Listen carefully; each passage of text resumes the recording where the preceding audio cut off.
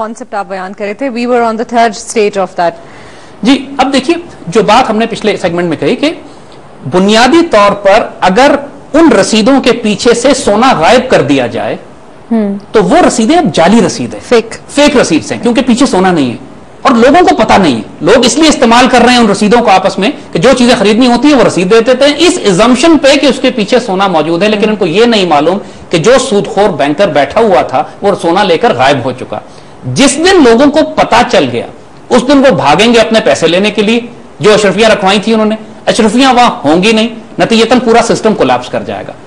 ये कहानी नहीं है 15वीं सदी में, 16वीं सदी में, 17वीं सदी में, 18वीं सदी में पूरे यूरोप में कसरत से यहूदी सूदखोर यही तरीका इख्तियार करने लगे। मैं आपसे ये पूछने लगी थी कि ये पूरा सिनेरियो जो आपने डेवलप किया ये हाइपोथेटिकल है या हिस्टोरिकल है? ये रियल है।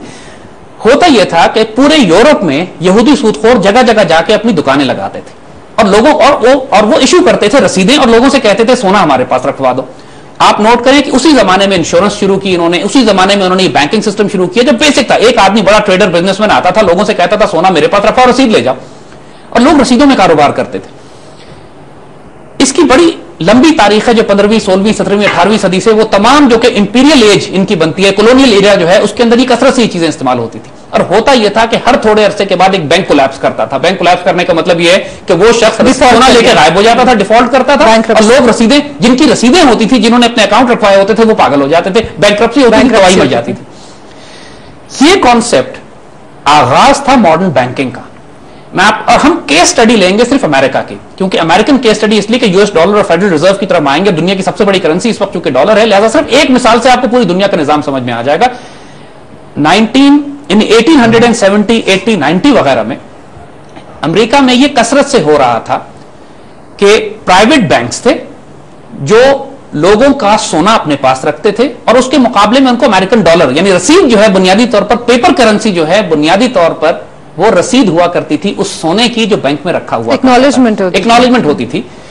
बैंक नोट यहां से निकलना शुरू हुए, जिसको बैंक नोट कहते हैं। नोट बैंक जारी करता है, यानी उस अमेरिका में छोटे छोटे कई बैंक थे जो इन्होंने काम करना शुरू किया। कि जिस तरह हमने आपको बात बताई कि लोग अमेरिका में, जब अमेरिका बना तकरीबन 150-200 साल पहले, उस वक्त सोने और चांदी के सिक्के वहां चला करते थे। वो अमेरिका में भी, यानी ब्रिटिश एम्पायर सोने और चांदी के सिक्के इस्तेमाल करता था। ब्रिटिश स्टर्लिंग पाउंड एक सिक्का हुआ करता था, गोल्ड कॉइन, बड़ा उसकी वैल्यू हुआ करती थी। और साथ साथ बैंक ऑफ इंग्लैंड ने भी यही किया जो अमेरिकन बैंकों ने किया कि उन्होंने स्टर्लिंग पाउंड का नोट भी निकाला, यानी और लेकिन they were as good as each other, इसलिए कि आप नोट इस्तेमाल करें या सोने का सिक्का इस्तेमाल करें, आपस में इंटरचेंजेबल से प्रॉब्लम कोई नहीं थी, बैंक एक्सचेंज करता था। ये गोल्ड बैक्ड करेंसी थी, यानी इसको कहते हैं इकोनॉमिक सिस्टम जो गोल्ड बैक्ड है, जिसकी बुनियाद पर सोना मौजूद है। 19वीं सदी में पूरे अमेरिका में सोने का निजाम था, करेंसी सोने की हुआ करती थी। कई बैंक अमेरिका में इस तरह के बने कि जिन्होंने लोगों से पैसे लिए, लोगों से सोना लिया, रसीदें इशू की, और रसीदें बैंक इशू करता था, दूसरे लफ्जों में रसीदें छापा करते थे, नोट छापते थे, नोट छाप के देते थे लोगों को, और लोग अपने पास लाके इनके पास पैसे रखवाते थे। फिर वही सिलसिला शुरू कर दिया जो कि हमने पहली मिसाल में आपको दी थी कि उन्होंने देखा कि जब सोना 100 रुपए का हमारे पास रखा हुआ है तो ये रसीदें 1000 रुपए की निकाल दिया करते थे, क्योंकि देखते थे मालूम किसी को होता नहीं था। फिर अचानक किसी को ख्याल आता था, किसी आदमी को, कि यार जो रसीदें उनके पास हैं, आओ अपने पैसे सोना लेने चलते हैं, और अगर 800 आदमी अपना सोना लेने पहुंच जाए तो सोना तो वहां 100 का रखा हुआ, रसीदें 1000 की हैं। नतीजा ये होता था बैंक कोलैप्स हो जाता था। इसको अंग्रेजी में एक इस्तेलाह है रन ऑन द बैंक्स, जिसे आज भी इस्तेलाह इस्तेमाल होती है। अभी 2 महीने पहले इंग्लैंड में एक बैंक कोलैप्स हुआ है, नॉर्दर्न रॉक का। एग्जैक्टली उसके साथ भी यही हुआ है कि लोग अपने पैसे लेने गए, वहां पैसे ही नहीं थे, नतीजा ये हुआ कि बैंक कोलैप्स कर गया। यह सिलसिला जो 200 साल पहले शुरू हुआ था आज भी जारी है। नॉर्दर्न रॉक 2 महीने पहले कोलैप्स हुआ है। उस प्रोसेस कॉन्सेप्ट यही है कि बैंक अपने सोने से ज्यादा रसीदें इशू करते थे। जब कई बैंक इस तरह कोलैप्स होना शुरू हुए अमेरिका में, क्योंकि सूदखोर की, चूंकि यतखब्बत शैतान मिनल मस है, क्योंकि शैतान ने छू के बावला किया हुआ है, इसको सूद खाने का इनको शौक है। ज्यादा से ज्यादा कर्जा ये इसलिए देते हैं कि ज्यादा से ज्यादा सूद इनको मिले। इंसानों का खून चूसना इनकी खसलत और फितरत में है। ये अपने आप पे काबू नहीं रख सकते इस बात पे कि हम इस निजाम को स्टेबल रहने दें। इंट्रिंसिकली अनस्टेबल सिस्टम है कि जब आप सोना रख लेंगे और ज्यादा रसीदें इशू करेंगे तो जब लोग अपना सोना लेने के लिए आएंगे तो बैंक कोलैप्स कर जाएगा। हर 20-30 साल बाद अमेरिका में कई बैंक कोलैप्स कर रहे थे। ये 19वीं सदी के आखिर की बात है। नतीजा यह हुआ कि ये सारे प्राइवेट बैंक इकट्ठे हुए और 1913 में इन्होंने फैसला किया कि हम सारे जो दहशतगर्द गुंडे मौजूद हैं, हम सारे जो लोगों का पैसा हड़प कर जाते हैं, थोड़े थोड़े अरसे बाद हमें से एक मारा जाता है, क्योंकि हम अपनी आदत से बाज तो आएंगे नहीं। तो ऐसा करते हैं कि हम मिलकर एक बड़ा बैंक बनाते हैं, एक बड़ा बैंक जिसका काम यह होगा कि हम में से कोई बैंक अगर तबाह होने लगे तो वो बड़ा बैंक उसको फंड करके उसकी मदद करेगा और उसको बचाएगा, बैकअप के तौर पर। 15 या 16 प्राइवेट बैंकों ने मिलकर एक बड़ा बैंक अमेरिका में बनाया, और गैस करेंगे उसका नाम क्या रखा? Federal reserve, US federal reserve. और यह बात जरा कान खोल के होश से सुनिएगा, US federal reserve private bank है, अमेरिकन हुकूमत उसको ओन नहीं करती।